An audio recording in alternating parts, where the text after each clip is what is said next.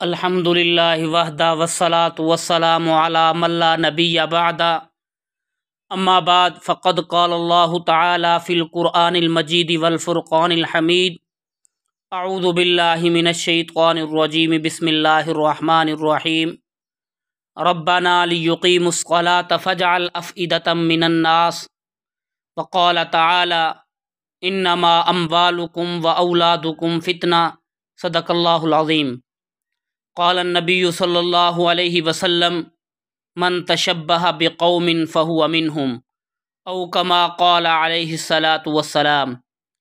نغمہ بلبل ہو یا آواز خاموش ضمیر، ہے اسی زنجیر عالمگیر میں ہر شے اسیر۔ بزرگوں، دوستو، نوجوان ساتھیوں، آج ایک خاص موضوع پر آپ سے کچھ بات کرنا ہے، اور اس سلسلے میں ہماری اپنی کوتاہیاں ہیں، ان کو دور کرنے کی کوشش کرنا ہے۔ دراصل اسلام ایک فلسفہ یا ایک کہانی نہیں، بلکہ اسلام ایک مکمل نظام حیات ہے۔ اسلام کی اسی خوبی نے اسلام کے دشمنوں کو بھی حیران کر دیا ہے۔ جو لوگ اسلام کو پنپتا اور پھیلتا ہوا دیکھنا نہیں چاہتے اور اس کی بیخ کنی اور اس کی جڑوں میں ہمیشہ زہریلے انجیکشن لگانا چاہتے ہیں، وہ بھی اسلام کی خوبیوں کا اعتراف کرنے پر مجبور ہیں۔ اللہ نے اس سلسلے میں مسلمان کو بڑا خوش قسمت بنایا ہے۔ پیدا ہونے سے لے کر مرنے کے بعد، یعنی عقبہ والی زندگی جس کو ہم آخرت کہتے ہیں، وہاں تک کی رہنمائی کے لیے ہمارے پاس احکام موجود ہیں۔ اللہ نے مسلمان کو بڑا ہی خوش نصیب، بڑا دھنی بنایا ہے کہ جب چاہے، جس وقت چاہے، اپنی دینی، سماجی، معاشرتی معاملات کو قرآن و سنت کی روشنی میں حل کر سکتا ہے۔ قرآن و حدیث کو سمجھنے کے لیے علم کی ضرورت ہے۔ آقا مدنی صلی اللہ علیہ وسلم نے ارشاد فرمایا کہ علم مومن کی میراث ہے۔ طلب العلم فریضۃ علی کل مسلم۔ علم کا حاصل کرنا ہر مسلمان پر فرض ہے۔ ہر بچہ، ہر نوجوان، ہر بوڑھا، اس پر علم کا حاصل کرنا فرض ہے۔ جتنا وہ حاصل کر سکتا ہو، اگر اس سے زیادہ حاصل نہیں کر سکتا، جتنی اس کو ضرورت ہے، تو پھر دوسرے سے رہنمائی حاصل کرے۔ میں یہ عرض کر رہا تھا کہ ایک خاص موضوع پر بات کرنا ہے، وہ ہے اولاد۔ جن لوگوں کو اولاد نہیں ہوتی اور جن لوگوں کی گودیں اولاد سے خالی ہیں، ان سے پوچھا جائے کہ اولاد کی کیا اہمیت ہے۔ قرآن کریم میں اللہ نے فرمایا یَہَبُ لِمَن یَشَاءُ إِنَاثًا وَیَہَبُ لِمَن یَشَاءُ لِلذُّکُورَ وَیَجْعَلُ مَن یَشَاءُ عَقِیمًا۔ ہم جس کو چاہیں لڑکا دیں، جس کو چاہیں لڑکی دیں، جس کو چاہیں دونوں دیں، جس کو چاہے دونوں نہ دیں۔ یہ ہمارے اپنے اختیار میں نہیں ہے، کسی ڈاکٹر، کسی وید کا اس میں دخل نہیں۔ جس طرح سے غیر مسلم مندروں میں جا کر منتیں مانتے ہیں کہ ہمیں اولاد ہو جائے، اسی طرح ہمارے مسلمان بھائی بھی، اللہ معاف فرمائے، درگاہوں پر، اللہ والوں کی قبروں پر جا کر منتیں مانتے ہیں۔ جان لینا چاہیے کہ وہ بھی اللہ ہی کے محتاج ہیں، ان کو بھی اولاد دینے کا اختیار نہیں۔ معلوم ہوا کہ اولاد کا ہونا اللہ کی جانب سے ہے۔ نبی کریم صلی اللہ علیہ وسلم کا ارشاد ہے، قربان جائیے، واللہ حضور کی ایک ایک بات پر مر مٹنے کو جی چاہتا ہے۔ نبی کریم صلی اللہ علیہ وسلم نے عورتوں کو خوشخبری دی، جب تک بچہ ماں کا دودھ پیے گا، ہر قطرے کے بدلے 10 نیکیاں اس کے ماں کے نامہ اعمال میں لکھی جائیں گی۔ ایک صحابیہ نے پوچھا، یا رسول اللہ، بعض دفعہ ماں کو دودھ نہیں آتا لیکن بچہ دودھ پینے کی کوشش کرتا ہے، تو نبی کریم صلی اللہ علیہ وآلہ وسلم نے فرمایا کہ بچہ کے دودھ پیتے وقت جس طرح ماں کو ثواب ملتا ہے، اسی طرح ماں بچے کو سینے سے لگا کر دودھ پلا رہی ہے، لیکن دودھ نہیں نکل رہا، تب بھی اللہ دودھ پلانے کا ثواب دیتے ہیں۔ اب اس بات پر وہ حضرات غور کریں جو آج انگریزی تہذیب میں ڈوبے ہوئے ہیں، ہر معاملے میں انگریز کی مطابعت اور مطابقت کرتے ہیں کہ آج دودھ کے ڈبے سے اپنے بچے کو پالتے ہیں۔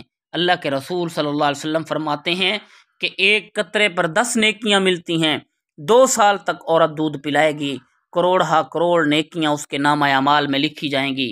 ماں کا دودھ نہ پینے کی وجہ سے اولاد میں ماں باپ کے اطوار و اخلاق نہیں آ رہے اور اولاد بددین اور گمراہ ہوتی جا رہی ہے۔ اسی کو اکبر الہ آبادی نے کہا تھا، طفل میں خو آئے کیا ماں باپ کے اطوار کی، دودھ ہے ڈبے کا اور تعلیم ہے سرکار کی۔ دین پر عمل کرنے سے کتنا بڑا فائدہ ہے۔ ایک تو یہ ہے کہ بچہ ماں کا دودھ پیتا ہے، اس کی صحت بنتی ہے۔ ماں کا دودھ پینے سے ماں کی محبت بچے کے دل میں پیدا ہوتی ہے۔ تیسرے یہ کہ ماں کا اعمال نامہ اس کی نیکیوں سے بھر جاتا ہے۔ فرمایا کہ 2 سال دودھ پلانے کے بعد جب ماں دودھ چھڑا دیتی ہے تو فرشتہ اس کی کمر پر ہاتھ رکھ کر کہتا ہے کہ شاباش، تو نے اللہ کا حکم پورا کر دیا۔ ہمارے معاشرے میں کتنی عورتیں ایسی ہیں، کتنے مرد ایسے ہیں جو کہتے ہیں کہ صحت خراب ہو جائے گی، ڈبے کا دودھ پلاؤ، بکری کا دودھ پلاؤ، گائے کا دودھ پلاؤ۔ ہاں اگر نہ ہو تو بات الگ ہے۔